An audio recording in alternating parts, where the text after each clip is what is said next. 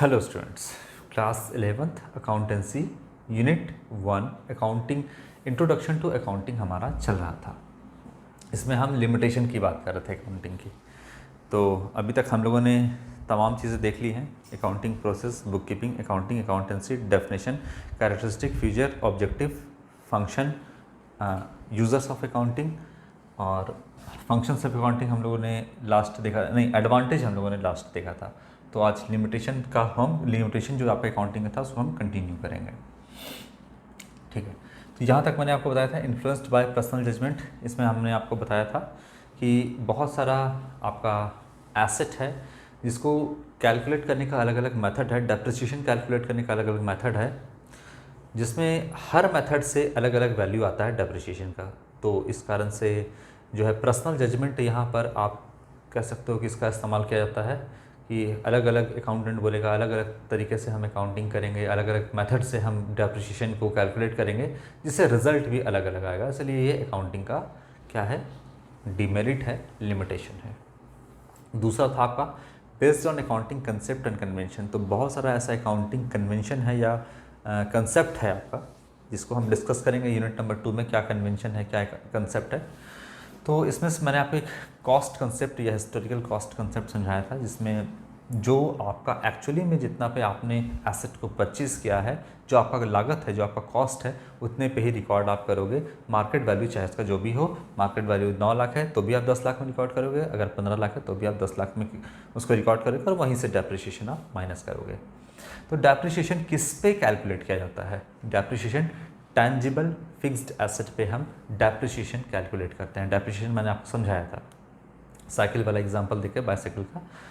तो किस पे कैलकुलेट करते हैं? जो एसेट टैंजिबल फिक्स्ड एसेट। अब बोलिएगा टैंजिबल फिक्स्ड एसेट क्या है, वो तो पढ़ाएंगे तब। तो अभी आप इतना जानो कि बिल्डिंग जो है इसको आप देख सकते हो, छू सकते हो, हाँ बिल्कुल देख सकते हो, ये टैंजिबल है। और कैसा है, फिक्स्ड एसेट है। फिक्स मतलब कि बिल्डिंग क्या एक साल में ख़त्म हो जाएगा? नहीं, ये सालों साल चलता रहेगा आपका।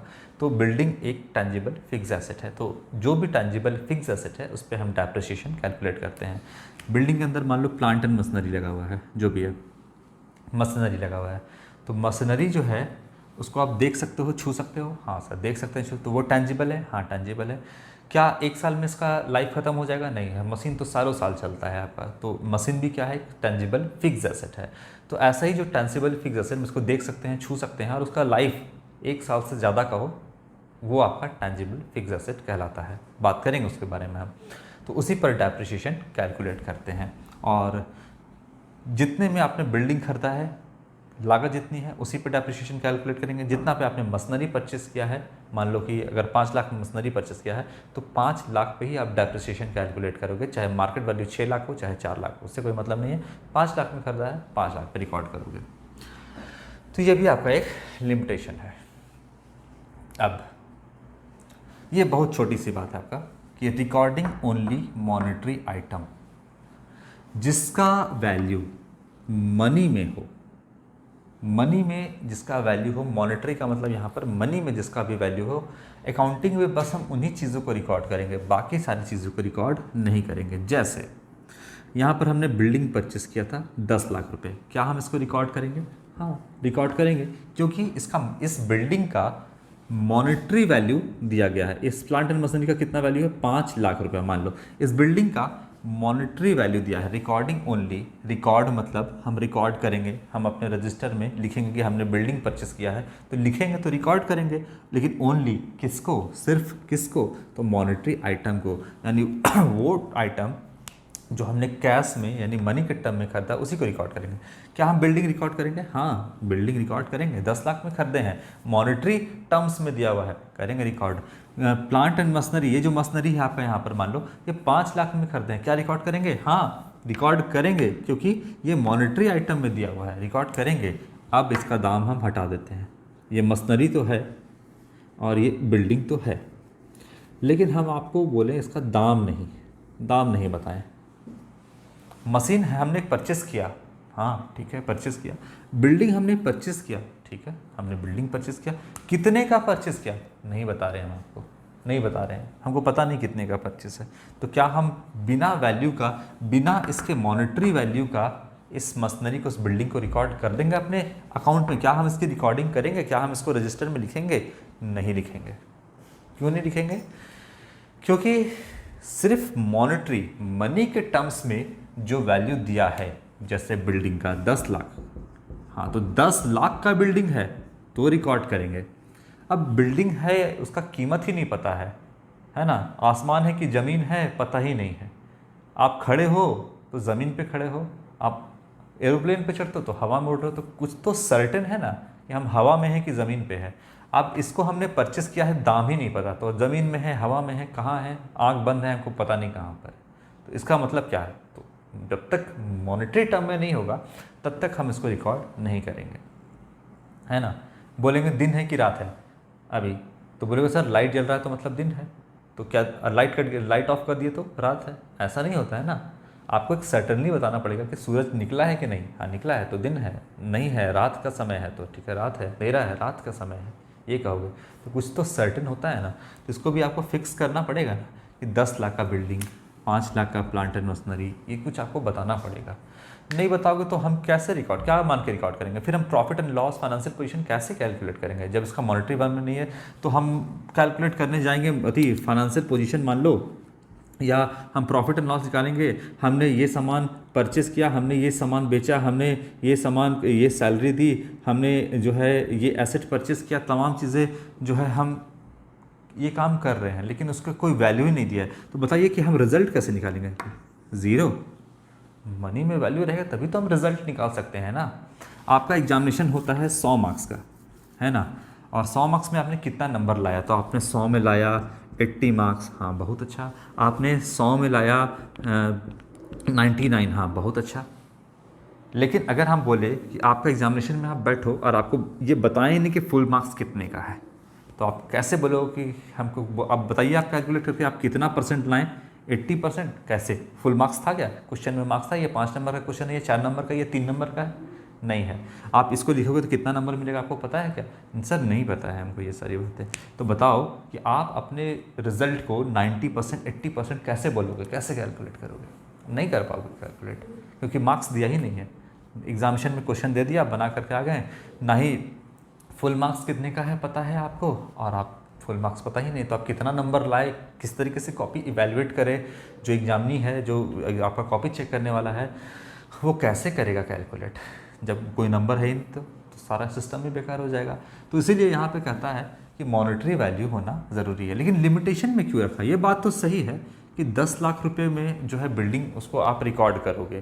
प्लांट एंड मशीनरी है 5 लाख रुपए में आप इसको रिकॉर्ड करोगे, और इसको रिकॉर्ड होना चाहिए। सही बात कहता है, गलत क्या कहता है? लेकिन फिर इस पॉइंट को जो है लिमिटेशन में क्यों लिख दिया?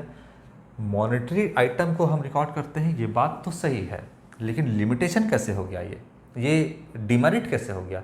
डिमेरिट ऐसे हुआ कि ये जो एक एम्प्लॉय है, हमारे बिजनेस में काम कर रहा है, और ये इतना ईमानदार है, इतनी अच्छी से काम करता है ये, कि इसकी वजह से हमको 20,000, 30,000, 50,000 या लाखों रुपए का एक्स्ट्रा कमाई होता है इसकी ईमानदारी की वजह से।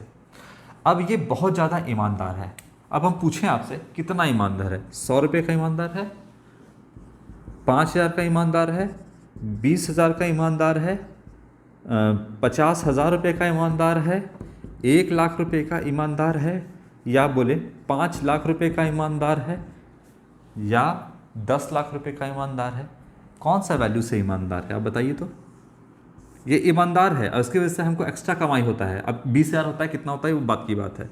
हम बोल रहे हैं कि इतना होता है या इतना होता है, इसकी ईमानदारी को हम किस में तौले, किस में नापें, किस तरीके से इसकी ईमानदारी को नापें हम?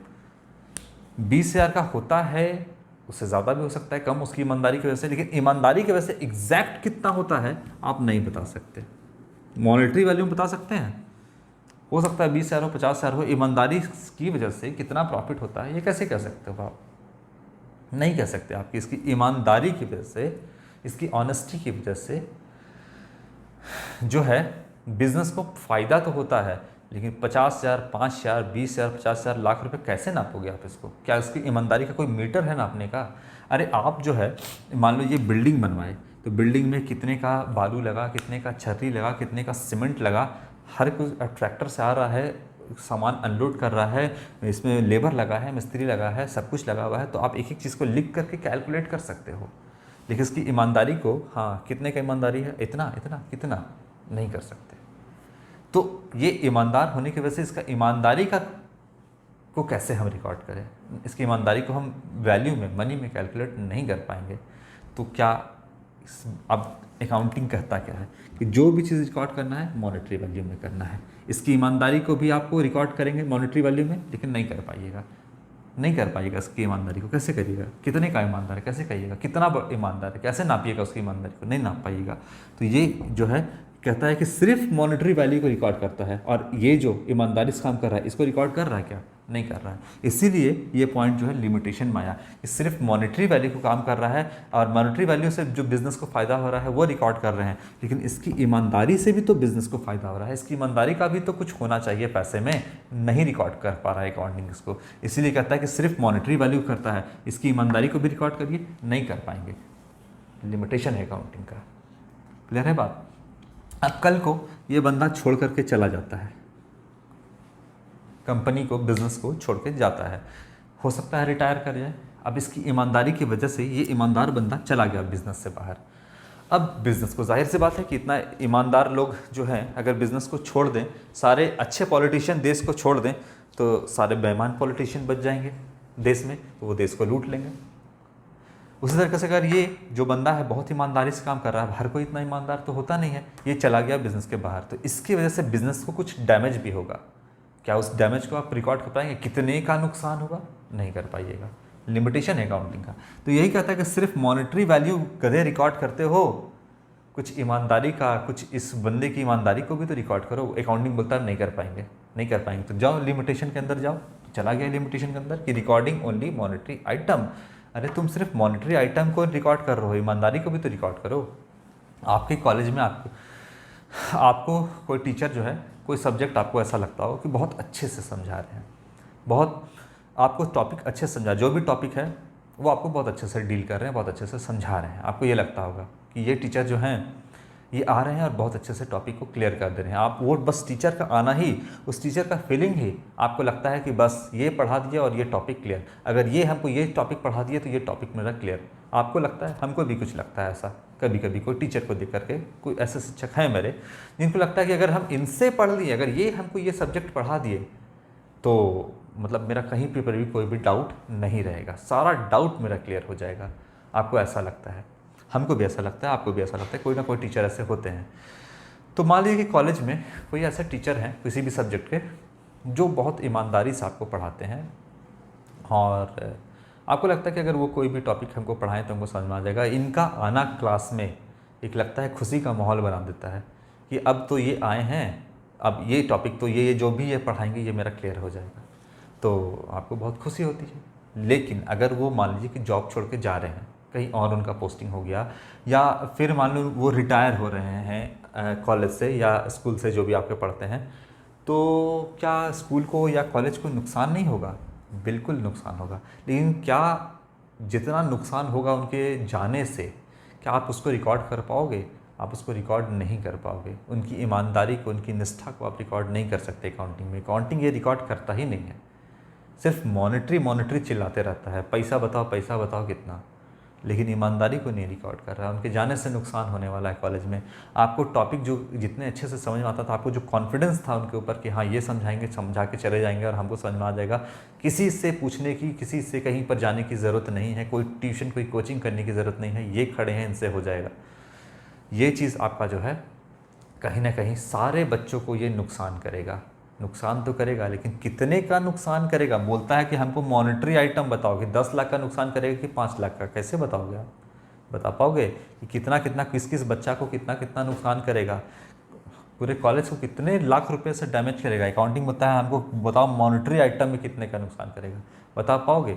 नहीं बता पाओगे। तो अकाउंटिंग जो है इसको इवेलुएट करता ही नहीं, इसकी ईमानदारी को जो है नापता ही नहीं है, नापने का कोई तरीका ही नहीं है इसको अकाउंटिंग के अंदर। तो इसीलिए ये जो है आपका रिकॉर्डिंग ओनली मॉनेटरी आइटम, ये आपके लिमिटेशन में आता है। होपफुली आपको अच्छे से समझ में आया होगा ये। इसके बाद अभी मैंने आपको यहाँ पर बता दिया बेस्ड ऑन हिस्टोरिकल कॉस्ट। ये अभी मैंने आपको इस पॉइंट में समझाया कि कॉस्ट कंसेप्ट बिल्डिंग का दाम कितना है 10 लाख, तो 10 लाख पे ही रिकॉर्ड करोगे इसको। तो वही है यहाँ पे हिस्टोरिकल कॉस्ट। जो अकाउंटिंग है, जो कंसेप्ट है, वो किस पे बेस्ड होता है, कॉस्ट कंसेप्ट है। हिस्टोरिकल कॉस्ट कंसेप्ट कंसेप्ट में आपका आता है, जब आप पढ़ोगे तो इसको जानोगे, आगे पढ़ाएंगे आपको। तो बिल्डिंग 10 लाख में खरीदे, 10 लाख पे आप इसको रिकॉर्ड करो। मार्केट वैल्यू कितना है इस बिल्डिंग का, इसको हटा देते हैं। मार्केट वैल्यू कितना है 15 लाख रुपए, ना 15 लाख नहीं, इस पर नहीं रिकॉर्ड करना है, ये मार्केट वैल्यू है, इस पर रिकॉर्ड क्या बोलता है अकाउंटिंग नहीं करना है। किस पे करना है 10 लाख पे करना है। तो अगर मान लीजिए कि आप यूज़र्स ऑफ अकाउंटिंग को, आपको जितना भी बुक्स ऑफ अकाउंट आप सामने रखोगे उसके, तो वो हमेशा क्या देखेगा, बिजनेस को देखेगा कि कितना कितना इसका एसेट है। अगर ज़्यादा एसेट है, बहुत ज़्यादा एसेट है बिजनेस के पास, मान लो करोड़ों का एसेट है, तो बोलेगा ना कि बिजनेस का एसेट बहुत ज़्यादा है, बहुत अच्छा बिजनेस है। अब यहाँ पर अगर आप इसको दिखा रहे हो कि लो बुक्स ऑफ अकाउंट देखो, है एक्चुअली में 15 लाख का, दिख रहा है 10 लाख, तो कहीं ना कहीं है 15 लाख का, आप और अच्छा रेपुटेशन दिखा सकते थे, और जो यूज़र्स ऑफ अकाउंटिंग है उसके सामने आप और अच्छा अपना रेपुटेशन दिखा सकते थे बिजनेस का, कि हाँ मेरा एसेट इतने का है, मेरा करोड़ों का संपत्ति है। लेकिन हिस्टोरिकल कॉस्ट कंसेप्ट की वजह से ये जो है 15 से आप इसको 10 पे रिकॉर्ड करोगे, डिमेरिट है। इसीलिए कहता है कि ये डिमेरिट में कहा क्यों आया, कि हिस्टोरिकल कॉस्ट कंसेप्ट कहता है 15 पे मत करो, मार्केट वैल्यू मत करो, जितने में परचेस किए है उतने पे करो, 10 लाख पे करो। तो ये भी हिस्टोरिकल कॉस्ट कंसेप्ट, इस पे आपको अकाउंटिंग करना है, इसको फॉलो करना है, और करते हुए आपको अकाउंटिंग करना है। तो कितने पे आप इसके हिसाब से अगर करोगे तो 10 लाख पे करोगे, तो कहीं ना कहीं मार नहीं खा रहा है 5 लाख रुपये का, 5 लाख रुपये का। और अगर आप एसेट में दिखाते तो जो यूजर्स है वो बोलता है कि वाह 15 लाख का बिल्डिंग बहुत अच्छा है। लेकिन यहाँ पे क्या कर रहा है, इस कंसेप्ट के कारण आपको कह रहा है कि 10 लाख पर रिकॉर्ड करो। बोले 10 ही लाख का है, अच्छा ठीक है, इन्वेस्ट करें सोचते हैं। लेकिन अगर यहाँ पर इन्वेस्टर देखता है 15 लाख, तो हो सकता है वो इन्फ्लुएंस हो जाता है इन्वेस्ट करने को। तो ये आपका एक डिमेरिट हो गया, एक लिमिटेशन हो गया अकाउंटिंग का, कि हमको इस कंसेप्ट को फॉलो करते हुए 10 लाख पर बिल्डिंग का दाम को रिकॉर्ड करना पड़ेगा, 15 लाख पे नहीं। इस कंसेप्ट के कारण ये है वो बनमास, जिसके कारण हमको क्या करना पड़ेगा, 10 लाख पे इसको रिकॉर्ड करना पड़ेगा इसके कारण। तो ये तो हमको फॉलो करना ही है, इसीलिए ये लिमिटेशन में आता है। इसके बाद है affected by window dressing. Window dressing क्या है आपका, बेसिकली ये अकाउंट्स को मैनुपुलेट कर देना ही कहलाता है विंडो ड्रेसिंग। देखिए, जब आप कहीं एडमिशन वगैरह लेने जाते हो, बेसिकली आप देखोगे जब भी आपका 10th का रिज़ल्ट आउट हुआ, अभी आप 11th में एडमिशन लेने के लिए गए, तो क्या एक ही कॉलेज है, एक ही स्कूल है जहाँ पे आप एडमिशन ले सकते हो? नहीं, बहुत सारा संस्था है, लेकिन आप चूज़ करते हो कि आपको कहाँ जाना है। अब बहुत सारा स्कूल ऐसा होता है जहाँ पर बहुत सारे चीज़ों को प्रोस्पेक्टस में सारी जानकारी मिलती है आपको, प्रोस्पेक्टस है उसमें दिखाया जाएगा। हमारे पास 50 कंप्यूटर है, हमारे पास स्विमिंग पूल है, हमारे पास हॉर्स राइडिंग की व्यवस्था है, हमारे पास गेम्स है, हम फिज़िकल एक्टिविटी आपको ये कराएंगे, आपको हम पढ़ाई में, हमारे पास इतने क्वालिफाइड फैकल्टी मेंबर हैं, मतलब इतने क्वालिफाइड टीचर हैं हमारे पास, ये है वो है ये है, एक लंबा चौड़ा लिस्ट बना करके आपको दे देंगे। आप बोलोगे कि वाह इतना क्वालिफाइड, इतने अच्छे अच्छे टीचर हैं प्रोस्पेक्टस में, इसको देख करके हम अब इसी कॉलेज या स्कूल में एडमिशन लेंगे। क्या किए, मैन्युपुलेट कर दिए आपको। आप वहाँ पर एडमिशन ले लिए, गए देखने के लिए, और देखिए 50 कंप्यूटर में से तो 45 कंप्यूटर ख़राब है, और 5 जो कंप्यूटर है उसका कंडीशन भी, किसी में माउस नहीं है, तो किसी में ठीक से कीबोर्ड का बटन काम नहीं कर रहा है, और एक ही कंप्यूटर पे 50-50 स्टूडेंट जो है लूझे हुए हैं। बोले तो थे 50 है, गए तो 5 ही सही मिला, 5 तो खटारा बंद है। बोले थे स्विमिंग पूल है, वहाँ तो भैंस तैर रही है ना। जहाँ स्विमिंग पूल बताया गया था, स्विमिंग पूल है तो स्विमिंग पूल, लेकिन कैसा है वो आपके यूज़ के लायक नहीं है। हॉर्स राइडिंग है, एक बूढ़ा सा घोड़ा कहीं पे सोया हुआ पड़ा हुआ है, उसको, हालांकि घोड़ा खड़ा खड़े सोता है, लेकिन कहने का मतलब है कि एक बूढ़ा सा घोड़ा है जिस पे आप बैठा दोगे तो घोड़ा आपके ऊपर बैठ जाएगा। तो कहने का मतलब है कि ऐसा कुछ है नहीं, तो दिखाने का कोशिश किया गया ये है हमारे पास वो है, लेकिन जब आप वहाँ पे गए तो आपको कुछ मिला नहीं। आपको लगा कि ये फैकल्टी मेंबर है, ये आपको पढ़ाएंगे, ये इतने क्वालिफाइड है। वहाँ पे गए तो बोलो बैठो, बुक निकालो, खुद से पढ़ो बस वहीं पे आपका हालत करा। ये गए थे क्या देख करके, हुआ क्या यहाँ पर, सारा फैसिलिटी में से आपको कुछ मिला नहीं, फ़ी उल्टा पे कर दिए, फ़ी मांगने जाओगे अब हमको यहाँ एडमिशन लेना है, वापस नहीं होगा फ़ी। ये हो गया मैनिपुलेट, विंडो ड्रेसिंग। जानबूझ करके अपने सारे एसेट को, है तो स्विमिंग पूल लेकिन ये इस्तेमाल के लायक नहीं है तो कंप्यूटर इस्तेमाल करें, यानी कि वो अपने अकाउंट्स को कर सकते हो कि अगर अपना बुक्स ऑफ अकाउंट में है तो उसको मैनिपुलेट कर दिए हैं। जो चीज़ एक्चुअली में नहीं है या है भी एक्चुअली में, उसको आप उसका वैल्यू लगा करके दिखा दिए। 50 कंप्यूटर है, 45 तो खराब ही है, लेकिन फिर भी आप उसको 50 दिखा दिए। हॉर्स राइडिंग में आपके पास बहुत सारे घोड़े होने चाहिए थे जिसपे हॉर्स राइडिंग बच्चों को सिखाया जाए, उसके लिए ट्रेनिंग के लिए अलग से लोग भी होने चाहिए थे, लेकिन एक बूढ़ा घोड़ा है तो, लेकिन काम के लायक नहीं है। तो ये क्या कर दिया, एक तरह से आप मैनिपुलेट कर दिए। तो इसी को बोलते हैं अकाउंट्स में विंडो ड्रेसिंग। बहुत सारा बिजनेस ऐसा है जो अपने एसेट को बढ़ा करके दिखाता है कि देखिए हमने इतने में ये एसेट है, हमारे पास वो है, काम के लायक है या काम के लायक है नहीं है, लेकिन वो उसको अपने दिखा देगा एसेट में कि देखिए हमारे पास ये है, हमारे पास वो है। वही बात हो गया, काम के लायक है कि नहीं है। तो इसी को बोलते हैं कि अफेक्टेड बाय विंडो ड्रेसिंग, यानी ये भी एक लिमिटेशन है कि आपने अकाउंट्स को मैनिपुलेट कर दिया और मैनिपुलेट करके अपने कंपनी को, अपने बिजनेस को बहुत ताकतवर दिखाने की कोशिश की कि हाँ हमारा बिजनेस बहुत ताकतवर है, आइए मेरे पास एडमिशन ले लीजिएगा तो आप क्या नहीं कर लीजिएगा ज़िंदगी में, आप बैठे बैठे बेंच पे बैठे बैठे चांद पे पहुंच जाइएगा। ऐसा बहुत होता है ना, स्पोकन इंग्लिश, यहाँ बैठिए ये पढ़िए और आपको ये कर देंगे हम, आप यहाँ इन्वेस्ट कर दिए आपको वो कर देंगे हम, आप हमको 50 लाख दिए हमको 50 करोड़ दे देंगे अगले महीना। ऐसे फेक लोग तो सब जगह होते हैं। तो अकाउंट्स को बेसिकली मैनिपुलेट कर देना ही कहलाता है विंडो ड्रेसिंग। बोलिए आया, तो ये भी अकाउंटिंग का एक लिमिटेशन है। बाकी इन सब के बारे में हम आगे भी बात करते रहेंगे। तो ये सारा जो है आपका लिमिटेशन है अकाउंटिंग का। चलिए हम लोगों ने लिमिटेशन तक देख लिया है, ये तो आप लिख लोगे, आपका नोट्स में आपका लिखा हुआ है। बाकी ये अकाउंटिंग कंसेप्ट क्या है, कन्वेंशन क्या है, इसके अंदर भी चीज़ें आएंगी, क्या क्या कंसेप्ट है। यूनिट नंबर 2 में हम इसको लाइन बाय लाइन पढ़ेंगे। तो यहाँ तक आपका लिमिटेशन हो गया है। नेक्स्ट वीडियो में बुक कीपिंग क्या है, अकाउंटिंग क्या है, अकाउंटेंसी, जो कि मैंने आपको ऑलरेडी पढ़ा दिया है, या क्या प्रोसेस है, ये बात यहाँ पे मैंने आपको नोट्स में लिख दिया है। ये चीज़ हम लोगों ने ऑलरेडी पढ़ लिया है, लेकिन एक बार हल्का सा इसको रिवाइज कर लेंगे। फिर आपका क्या क्वालिटेटिव इन्फॉर्मेशन या क्वालिटेटिव कैरेक्टरिस्टिक क्या है अकाउंटिंग का, वो हम देखेंगे। और इसके बाद टाइप्स ऑफ अकाउंटिंग देखेंगे, और फिर हम आ जाएंगे आपका किस पर, बेसिक अकाउंटिंग टर्म्स में। तो बेसिकली ये यूनिट आपका भी चलेगा लंबा। लिमिटेशन तक हमने बता दिया है। अब नेक्स्ट वीडियो में हम बुक कीपिंग, अकाउंटिंग के बारे में ब्रीफ में एक्सपेंशन करेंगे, क्योंकि हम ऑलरेडी इसको बता दिए हैं, फिर भी हम इसको एक्सप्लेन करेंगे जो कि नोट्स में आपका। तो आज के लिए बच्चों इतना ही, थैंक यू।